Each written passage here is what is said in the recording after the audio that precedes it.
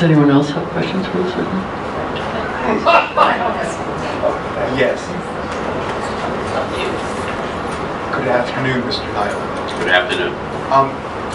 A moment ago, in response to a question from Mr. Marcaccio, you used the acronym COD. Do I understand that correctly to mean Commercial Operation Date?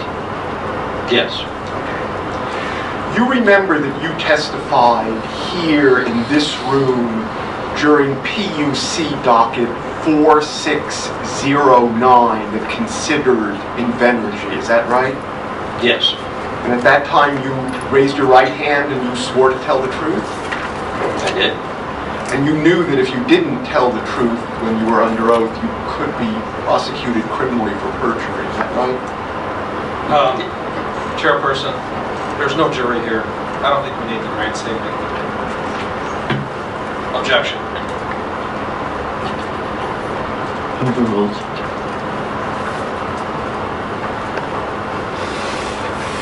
And you did tell the truth when you were here in docket 4609, is that correct? Yes. Those PUC hearings in docket 4609 were held in July 2016, is that right? I believe so. You accept that subject to check? Subject to check. And you remember that I cross-examined you when you testified in this room in PUC docket 4609. Yes. And you recall that one of the things that you testified about under oath in this room, PUC docket 4609, was the results of the ISO's Forward Capacity Auction 10, which had already occurred at that time. Is that right? Yes. And if I say FCA, you will understand Forward Capacity Auction? Yes. Now I want to be sure to get the chronology right. Ms. Verdi, could we call up Invenergy Exhibit 2, please?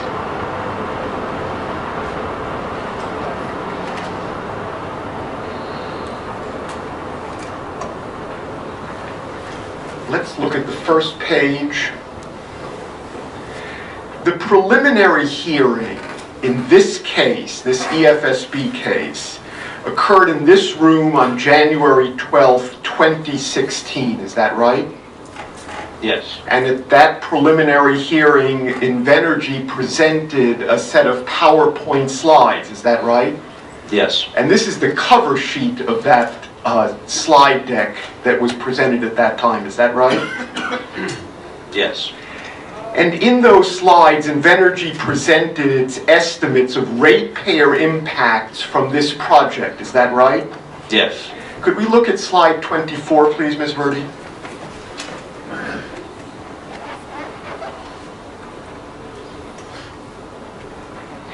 Specifically on slide 24, Invenergy estimated the ratepayer impacts of its proposed project to be $258 million in ratepayer savings. Is that right? Yes. And according to Invenergy's PowerPoint slides, that $258 million in ratepayer savings was just during the first 3 years of operation. Is that right? For the full output of the plant. Yes. That's a pretty big number, isn't it? $258 million? Well, I believe Mr. Hardy had testified to the current estimate of the ratepayer savings, where he provided a range, and it's up to, could have a high of $286 million. Joanne, could you please read back the pending question?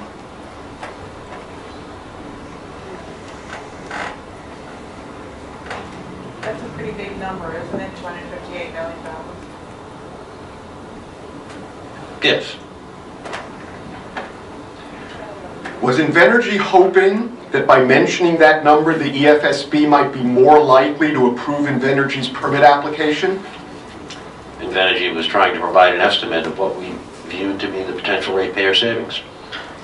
And according to Invenergy slide 24, the bulk of those savings would come from the capacity side of the market as opposed to the energy side of the market. Is that correct?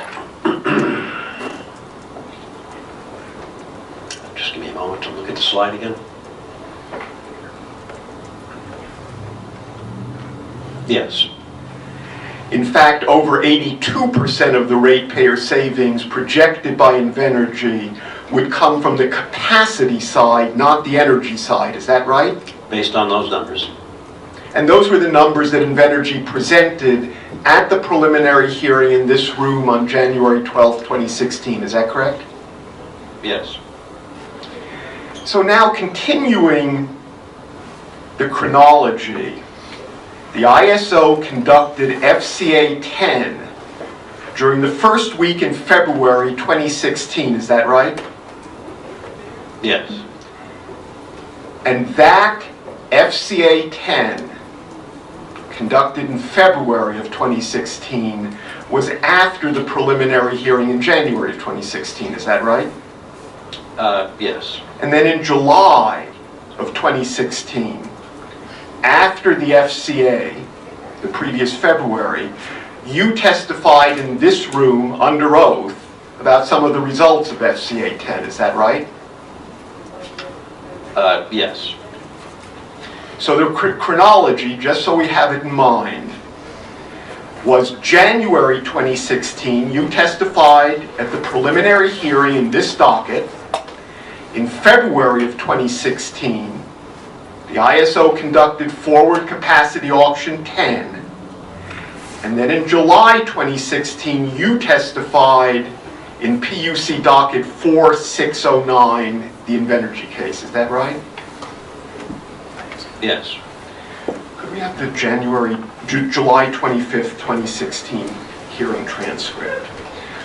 One of the things you said in your sworn testimony in this room, under oath, in July 2016, was that as soon as the results... Could we get a page reference, please? Page 64, line 17, through page 65, line 24.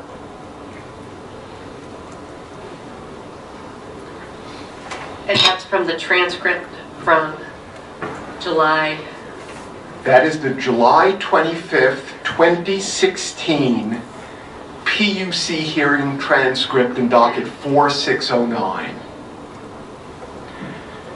One of the... Just for the record, Mr. Elmer, I'm sorry, you're not going to go all the way to page 67, line 14 of that transcript? Am I correct? We'll see when we get there. Where you made an objection and that objection was overruled? You'll have a redirect, Mr. Blazer.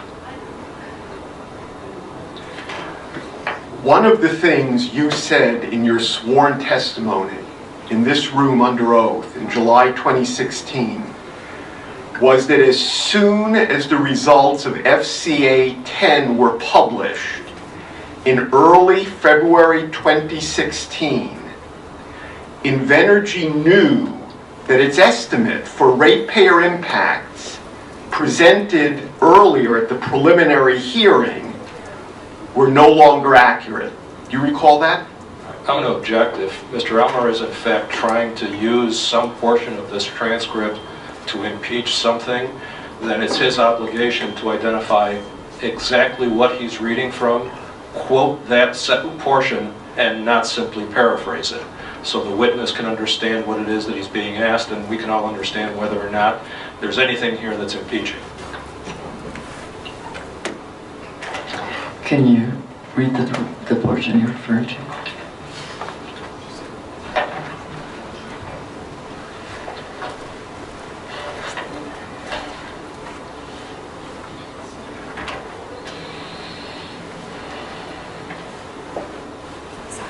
I'm beginning on page 64, line 17.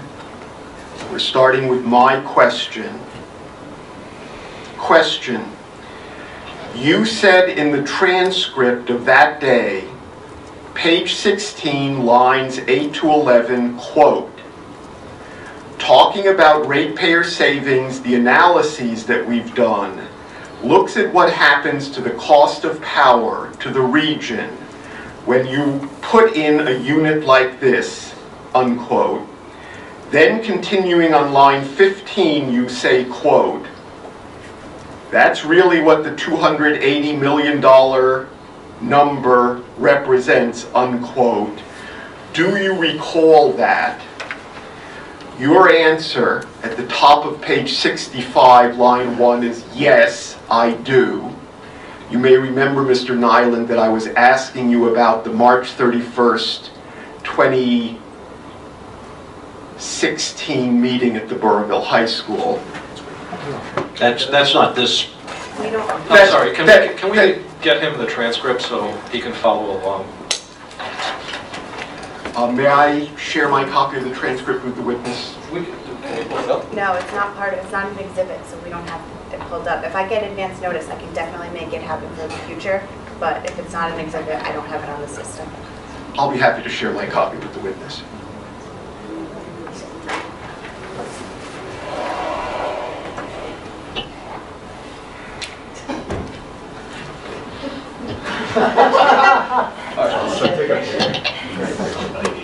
I want to see this on the front page of the project.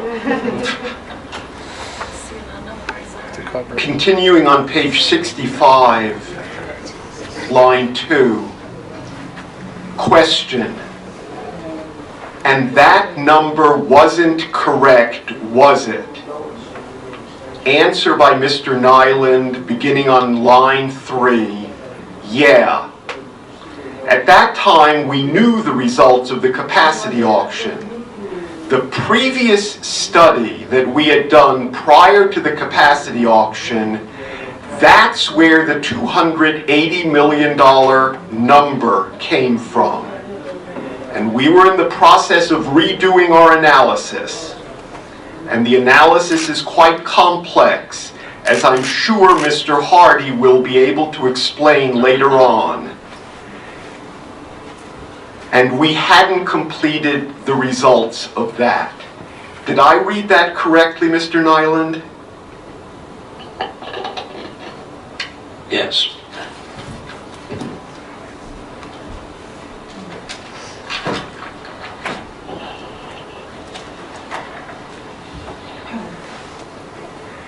So my pending question is as follows.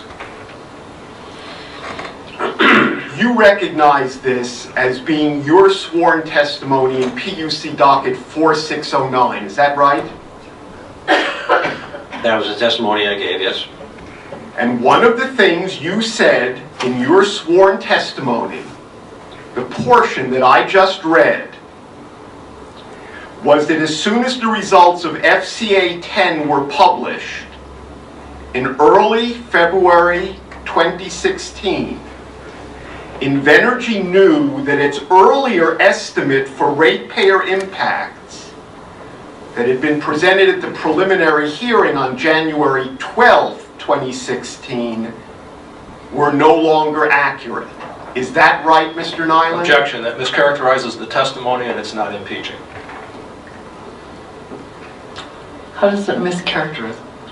Well, if you, the problem here, Chairperson, is that Mr. Elmer is consciously failing to read the rest of the questions and answers, which reflect that it's not impeaching, and he is mischaracterizing You will the have an testimony. opportunity to redirect. All right. Overruled.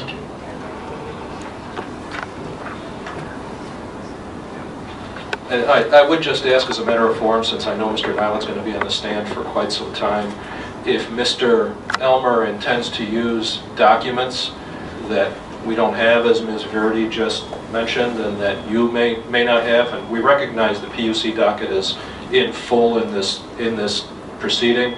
Nevertheless, I think he should go about the business of providing copies in advance to everyone, so we don't have to go through this every time. Frankly, it never occurred to me that we would be quibbling over what the transcript said. Isn't it a fact, Mr. However, you could comply with that request. Yes. Thank you. Mr. Blazer, Invenergy has all of the transcripts from this case? Yes, we do. Thank you. I don't know if the board members have them all at their fingertips, so I think it would be common courtesy to provide whatever you're going to use to everyone so we can all follow along. Isn't it a fact, Mr. Niland, that one of the two reasons that Invenergy knew after the auction that the $258 million figure given on January 12th was inaccurate was that Invenergy had calculated that both of its turbines would clear FCA 10 and acquire a capacity supply obligation? I think the results of the auction were different than what was used in the analysis for the 258. But Mr. Hardy, I think has previously testified as to, not only the current estimate of the ratepayer savings, but what they were as a result of the auction. I'd like an instruction, please, that the witness answer the question that was asked. I believe that's inappropriate. He just did answer the question. I don't think he actually did. Do you want to read the question again? Yes. Isn't it a fact that one of the two reasons that Invenergy knew after the auction that the $258 million figure given at the preliminary hearing on January 12th was inaccurate was that Invenergy had calculated that both of its turbines would clear FCA 10 and acquire a capacity supply obligation? I'm sorry, so you're saying in March? No, I'm saying when you testified here at the PUC,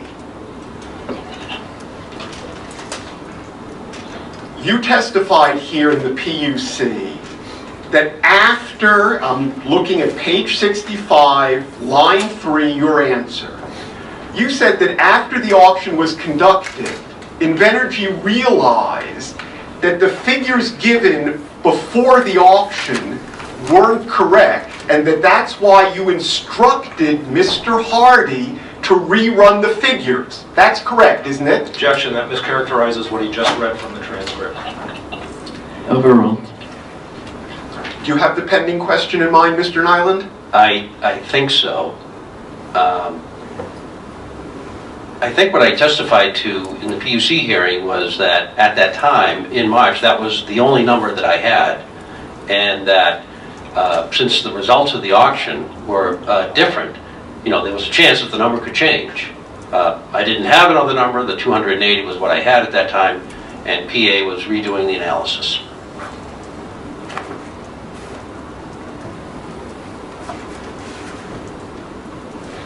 Isn't it a fact, Mr. Niland, that PA's original analysis presented on this slide 24 assumed that both of Invenergy's two turbines would clear the auction? I think so. Isn't it a fact, Mr. Niland, that PA's estimate presented on this slide 24 assumed a higher clearing price in the auction than there was in FCA 10? No, I don't believe so. I believe PA's estimate of the auction clearing price was $7, and the auction cleared at $7.03. But when you testified here in July of 2016, you were testifying truthfully that as soon as the results of the auction were published, Invenergy knew that the $258 million figure was wrong, and that's why you had PA rerun the figures. Is that right? Again, I'll object. If he wants to read testimony from this transcript that says what he just said, I'll withdraw. Overruled. Do you have the pending question firmly in mind, Mr. Niland? Could you repeat it? Joanne?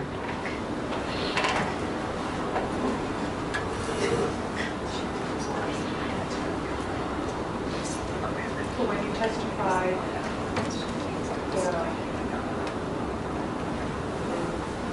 July 2016, you were testifying truthfully to the results of the auction. I'm sorry. When you testified in July of 2016, you were testifying truthfully that as soon as the results of the auction were published, Invenergy knew $258 million figure was wrong, and that's why you had PA rerun the figures. Is that right? And again, Chairperson, not an objection, but I think Mr. Niland should be given the courtesy of being provided with the transcript again so he can confirm whatever it is that he's being told he testified to.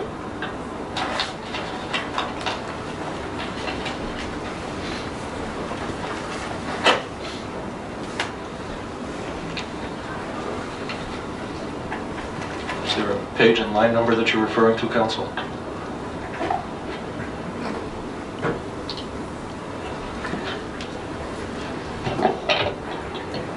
We're looking at Mr. Niland's answer on the top of page 65, starting at line 2, that we read into the record just a few minutes ago. The question was, and that number wasn't correct, was it? Answer, yeah. At that time, we knew the results of the capacity auction. The previous study that we had done prior to the capacity auction, that's where the $280 million number came from. And we were in the process of redoing our analysis, and the analysis is quite complex, as I'm sure Mr. Hardy will be able to explain later on.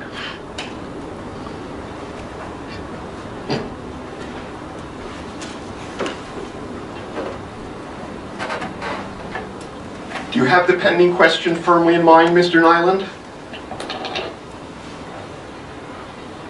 I think what you asked, if I knew that that number was wrong?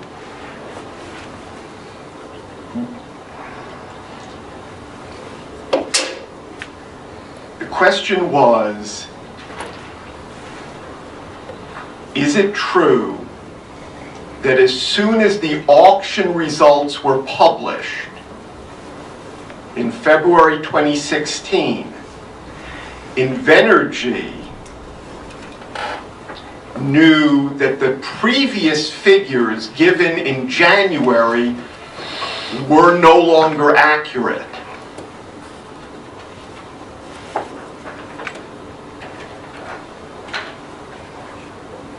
Yes.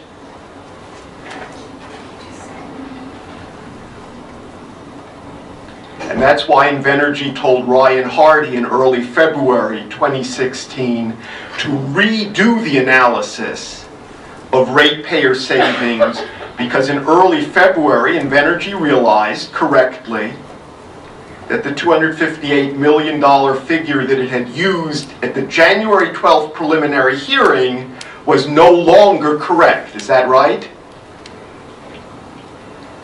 We knew it could change. And that's why we've had PA, try to keep those numbers up to date, with the result of subsequent auctions as well. I understand. And Invenergy didn't want to be trafficking in information that it knew was false, did it? We wanted to keep the information up to date. Okay. On Thursday evening, March 31st, 2016, you spoke at a hearing of the Energy Facility Siting Board in the Burrillville High School. Is that correct? Subject to check the date, but... Subject to check on the date. You remember that meeting, don't you? I do. March 2016 came after February 2016, is that right? It's 3 years ago. Did March 2016 come after February 2016, Mr. Niland? Yes. Okay. You knew there were 700 people in the audience at Burrillville High School on March 31st because you could see them from the stage? I don't know how many people were there, but there was a fair amount of people, yes. Did you see that the room looked full?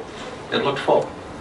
Did you know that the fire marshal kept another 150 people out because of fire concerns? I did not know that. Okay. You knew that there was a stenographer present on March 31st at Burrillville High School. Is that right? Yes.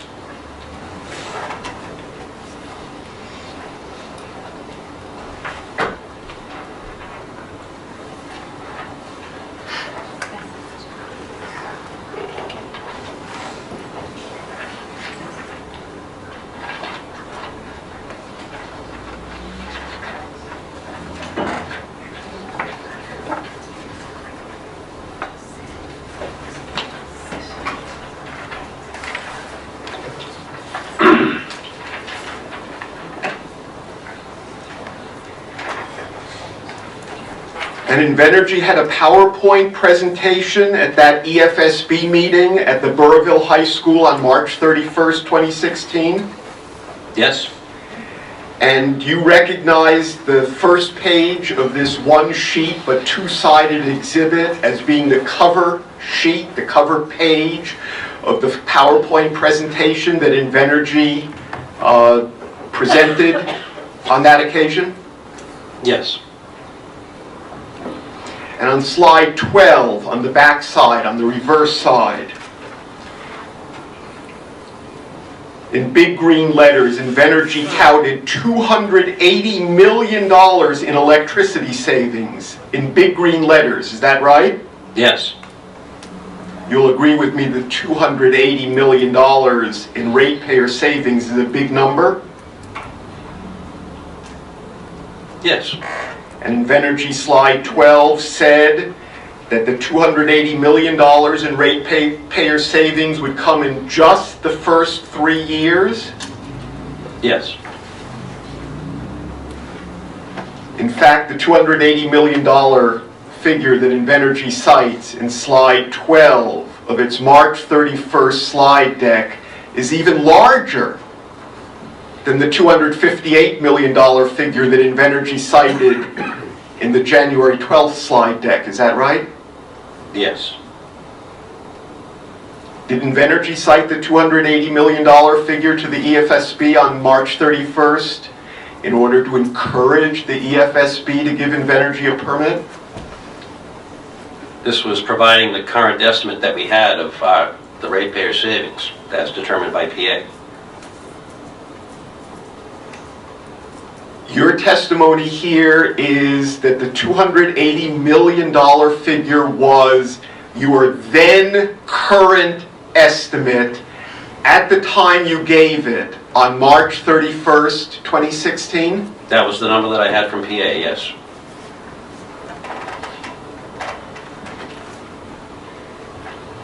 You've got the transcript. Could I ask you, Mr. Niland, had PA recalculated by that time? I don't think so. I think they were still in the process of doing that. My recollection is that they produced an updated number sometime after this. You were relying on their earlier estimate? Yes. So the earlier estimate was based on 2 turbines clearing, but on March 31st, 2016, you knew that only 1 turbine had cleared, right? Yes. And you knew that the direction that the number was going to go, the projected savings, had to be down, not up, right? I knew it could change, yes. Didn't you know that the number had to go down because only 1 turbine cleared the auction and your previous estimate was based on 2 turbines clearing? But if the second turbine cleared in the subsequent auction and it was carried out for 3 years, then the number could still be the same.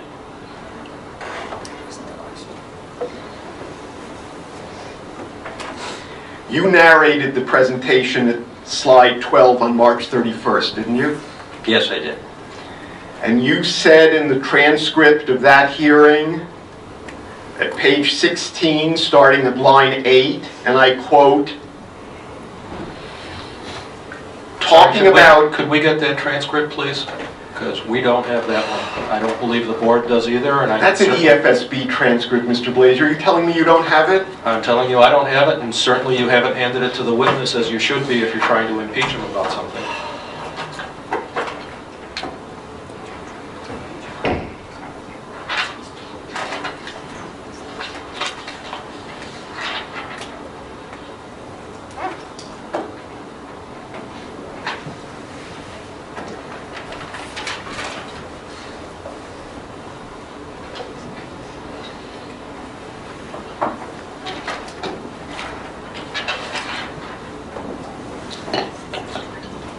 Looking at the transcript... For the record, Chairperson, as I said, we do not have that transcript, so I don't believe this is appropriate until we're provided a copy of it.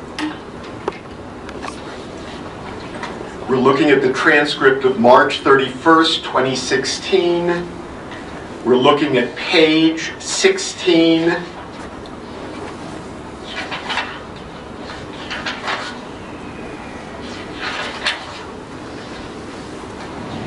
Do you have a copy that you could provide to council? I don't have an extra copy with me today, but I'll be happy to bring one on Tuesday when Mr. Niland comes back to the stand. Then I would suggest we forestall this part of the testimony until he does this right. In fairness, I think we have to do that.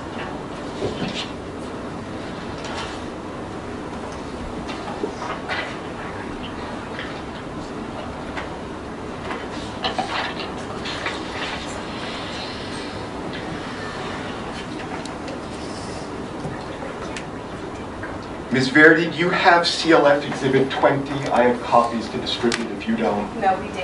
CLF 20. 20? CLF Exhibit 20 is Invenergy's November 9th, 2018 FERC filing regarding the termination of the capacity supply obligation.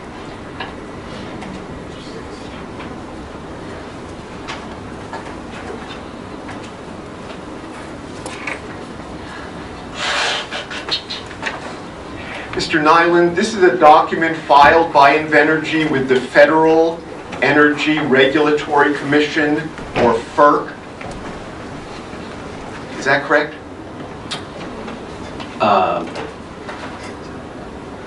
Filed by Invenergy? Yes, looks to be. And the title of the document is Motion for Leave to Answer, an answer of Clear River Energy, LLC, and Invenergy Energy Management, LLC. Yes.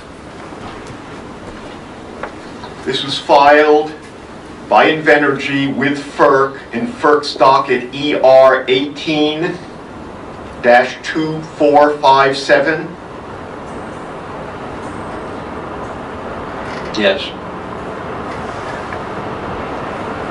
This was the docket that FERC opened to consider the decision by the ISO to involuntarily terminate Invenergy's capacity supply obligation. Yes, I believe so. And if I use the acronym CSO, you will understand capacity supply obligation? Yes.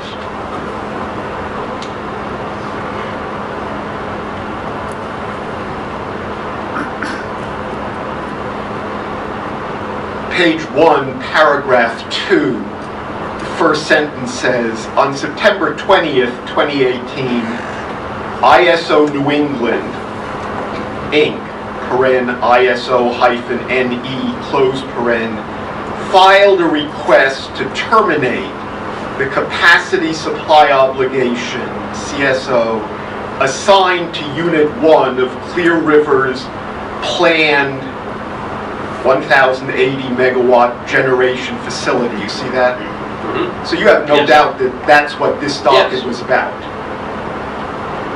This docket was filed on November 9th, 2018. Why don't we look at the certificate of service at the end of the document? It's the last page.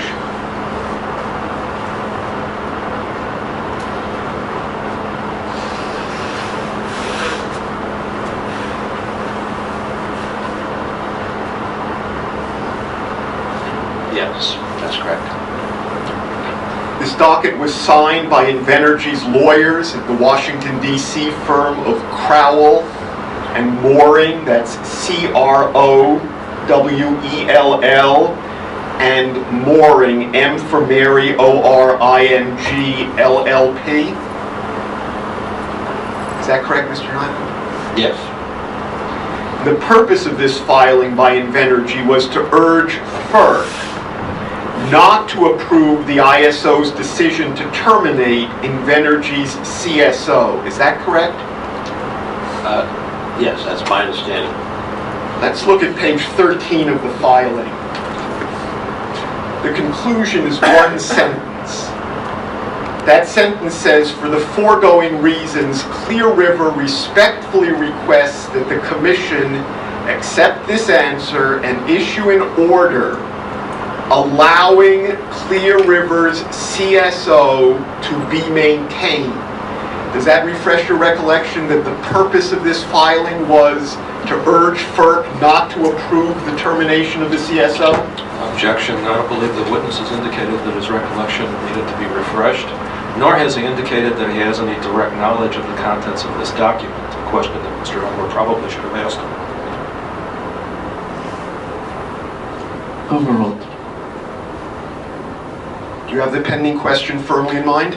No. Could we repeat the pending question, please?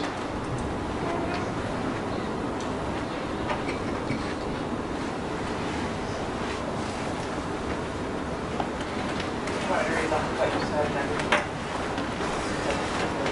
Let's look at page 13 of the file. Conclusion is one sentence. No, we're reading the page 1, second paragraph, first sentence.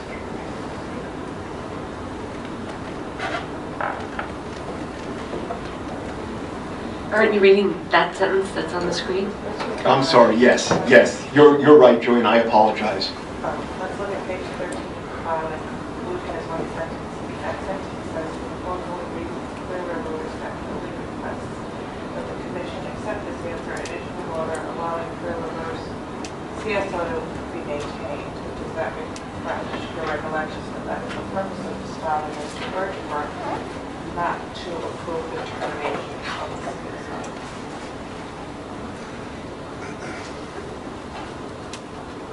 And the question was, the purpose of the filing was not to approve the CSO? Yes. That's my understanding. Yes. Okay. I wasn't involved in that, so.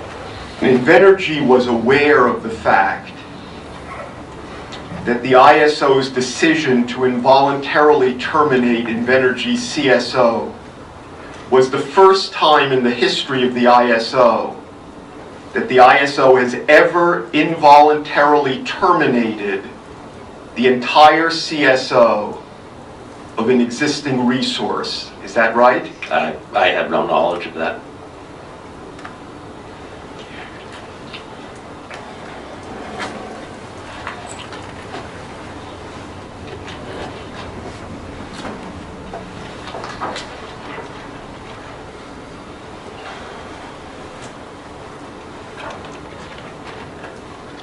Do you disagree with Invenergy's expert witness, Ryan Hardy,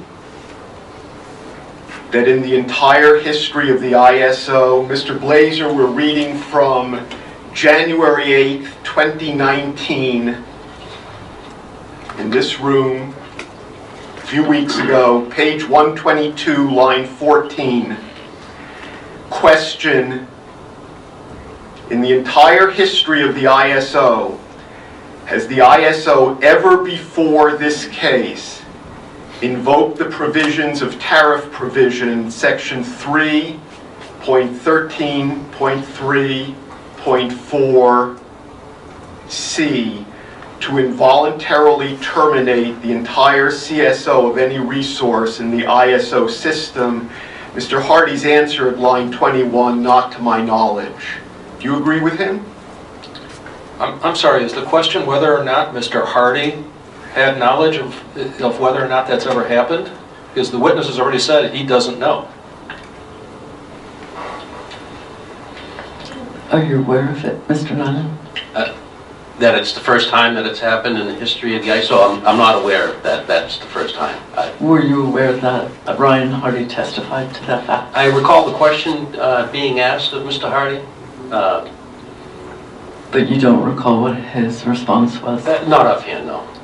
And nor am I aware that, this was the first time that, the ISO had ever fully terminated somebody. So Thank you. After that came out in Mr. Hardy's testimony on January 8th, did you ask Mr. Hardy about that at all? No, I didn't get into a specific discussion with him about that, no. Did it, you are the project manager for this project, is that right? Yes. Was it of any interest to you if that were true or not true, that the ISO had never taken this step before in the history of the ISO? As a project manager, I'm responsible for, sort of coordinating a lot of things, but when it comes to filings like this, we have a transmission and and a group that deals with those issues, and that's what they do. So that didn't strike you as important enough to discuss with Mr. Hardy after his January 8th testimony? I didn't recall having a discussion with him about that. I mean, there's a number of things going on with this project and other projects that I'm involved in, so. Isn't it a fact, Mr. Niland, that one of the reasons that Invenergy tried to persuade FERC not to approve the ISO's decision to terminate Invenergy's CSO was that Invenergy feared that the CSO termination would make it much, much less likely that the EFSB would grant a building permit? No, I wouldn't agree with that. But Invenergy does believe that the action of the ISO in terminating Invenergy's CSO makes it much, much less likely that the EFSB will grant a building permit. Isn't that correct? I don't agree with that either. Okay.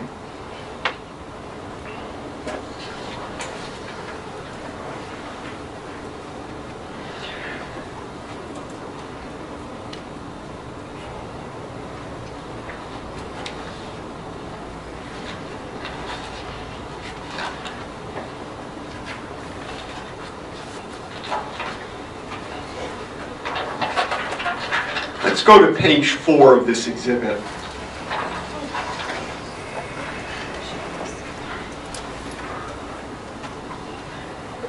And Chairperson, there's going to be a series of questions about this exhibit.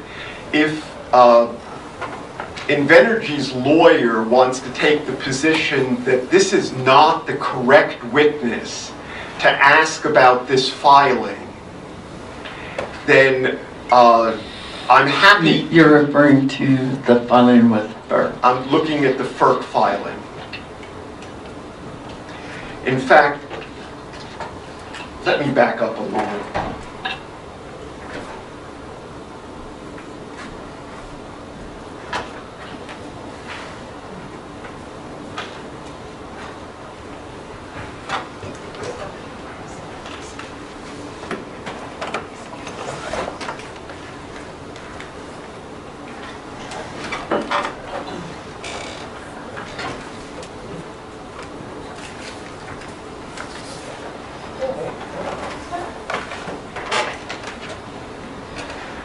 CLF has a series of questions about Invenergy's November 9th, 2018 FERC filing. CLF is going to endeavor to show that there are false statements of material fact in this filing pertaining to this project, to this application before the EFSB, and that Invenergy had actual knowledge of the falsity of the statements at the time the filing was made. And the filing was signed by Invenergy's counsel.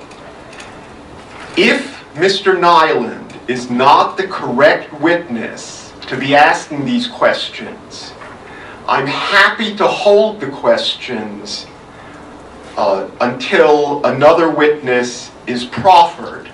The memorandum of law that I've just handed up is to the effect that issues of party and witness credibility are always relevant in a proceeding like this. If Mr. Blazer wants to say that this is not the right witness to ask these questions of, I'm happy to hold them for somebody else. But so far, we haven't had another witness, and in my communications with Mr. Blazer, he has directed me to Mr. Niland on sort of other subjects. Shall I proceed with these questions, or shall we wait for another witness? May I respond? Yes. Thank you.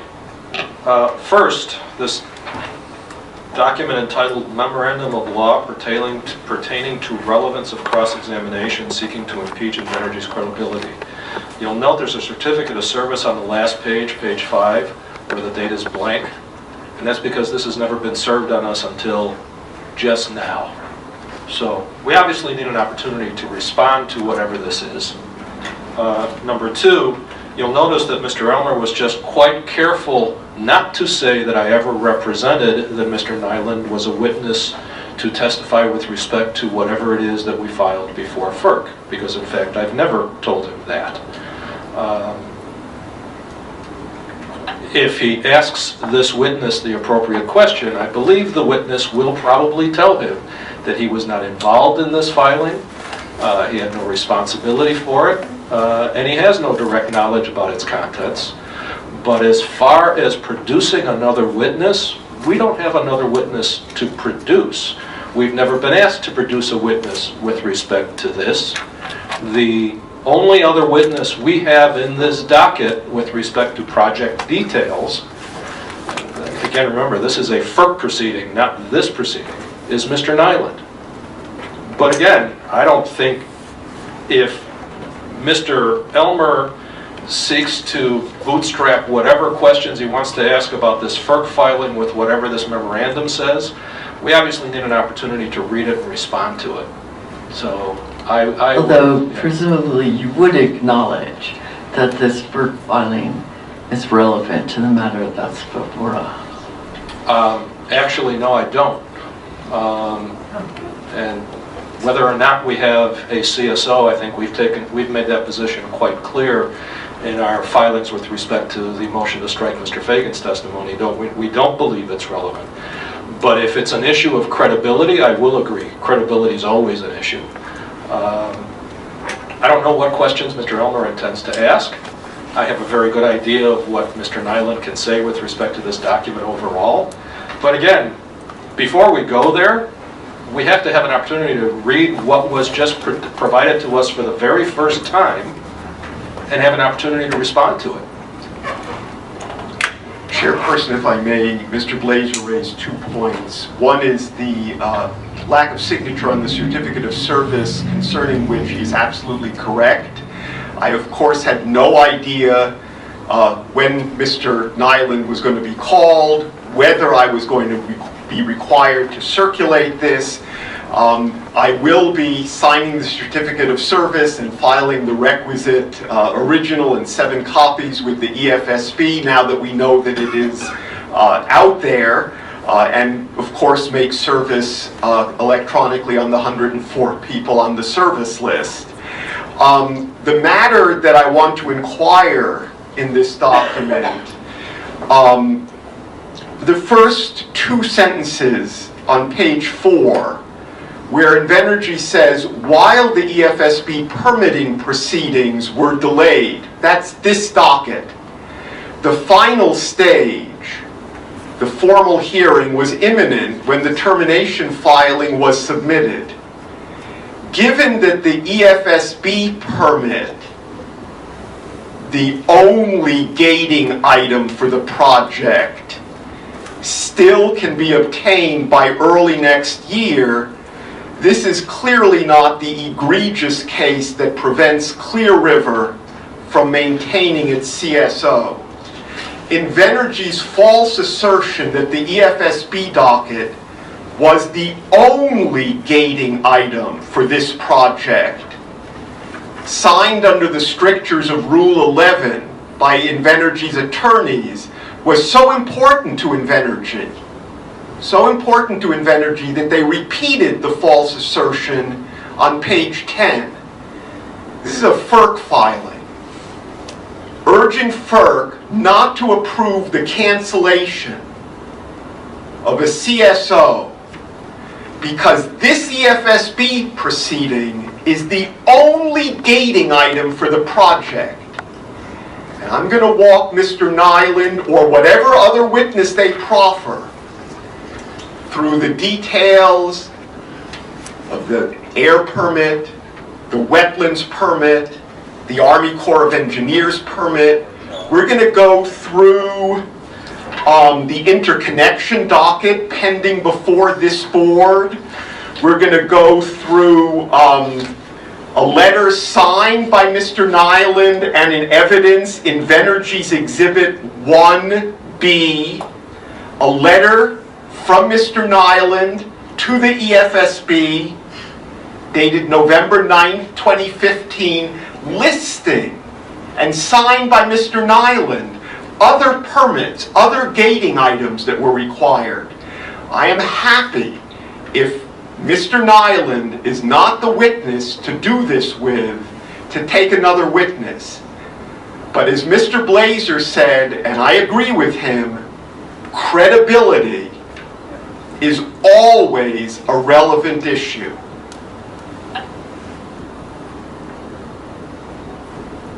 To reiterate, we get an opportunity to read this memo that he just handed to us for the first time. That obviously was prepared some time ago and he could have given it to us anytime he wanted to. But with respect to this latest fusillade, I know, and I don't think Mr. Elmer will deny the fact that CLF did not intervene in the FERC docket, never asserted in that docket that there was anything false about this document, never sought Rule 11 sanctions with respect to this document. Instead, he decided to do it the way he's doing it now, which is frankly the wrong way to do it. If CLF really believed that there was something wrong with this document, they had every opportunity to intervene in that docket and raise that point, and they didn't. So, again, the bottom line is... I don't think Mr. Elmer's talking about what effect anything had at the FERC. And I understand that, Chairperson. I know what he's trying to do. I think we all do. But with that said, I go back to what I've said a couple of times now. We need an opportunity to look at this memorandum that he just dropped on us and have an opportunity to respond to it. And potentially, because I don't know what witness he thinks we can produce other than counsel, and we're not going to produce counsel. Potentially, there's a series of questions and answers that he and I can stipulate to. As remarkable as that may seem, the possibility exists that we can stipulate to something. I'm willing to work with him to try to do that.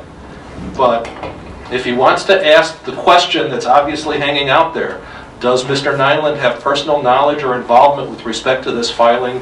I think we all now, based on what I've said so far, can surmise what his answer is going to be.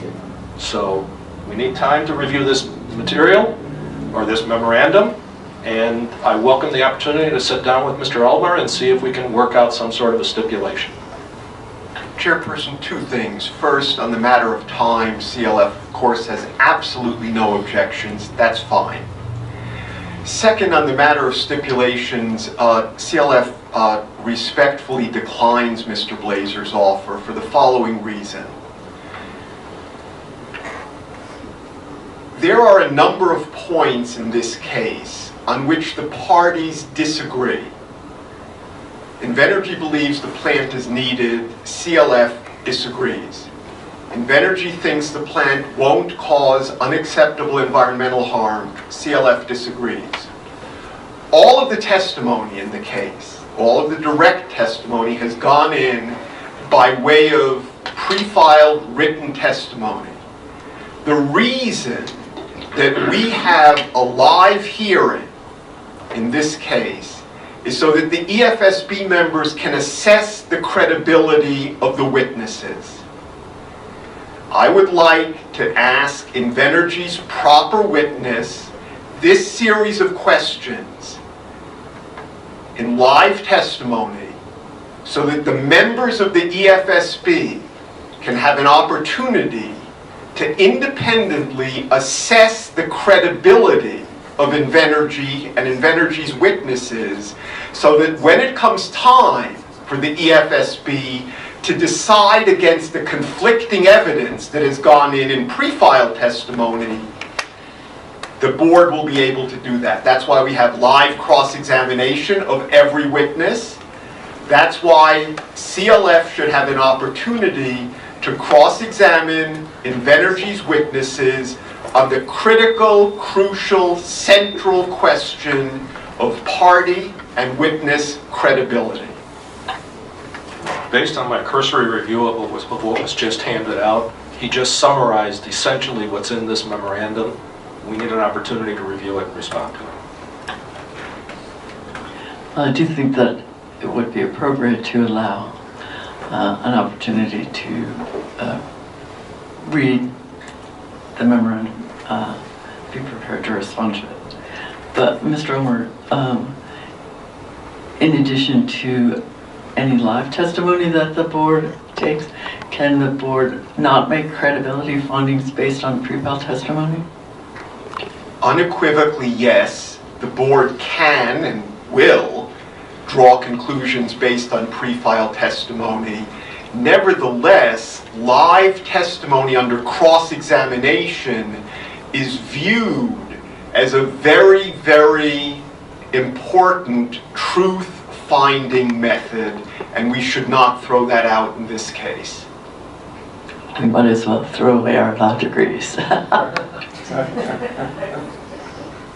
Yes, so we are actually getting fairly close to the time when we have to break. Anyway, I think it's appropriate to allow Invenergy to examine the filing, and it'll give you extra time if you want to talk about any planning for upcoming hearings. That's fine. I will query Invenergy's counsel as to which transcript copies they do not already have, so that we can take care of that. Does the board feel that they need separate copies of the transcript that'll be referred to? If you could let us know what you're referring to prior to the hearing when you're going to be referring to it, I think that we can be prepared. That's fine, and... But I would say also, and I guess this will happen, having it up on the screen is really helpful. Yes, and for purposes of scheduling, I believe that council agreed and were advised by Ms. Lucarelli that the first witness on Tuesday would be the oft-referred to Jay Osenkowski. Much later than anticipated. So, and I think he just took a European vacation. just to note, I want to be very clear for the record, CLF does not insist that Mr. Niland is the correct Invenergy witness for a series of questions pertaining to the November 9th, 2018 FERC filing, but Invenergy does believe that we're entitled to a Invenergy witness that they proffer at their discretion.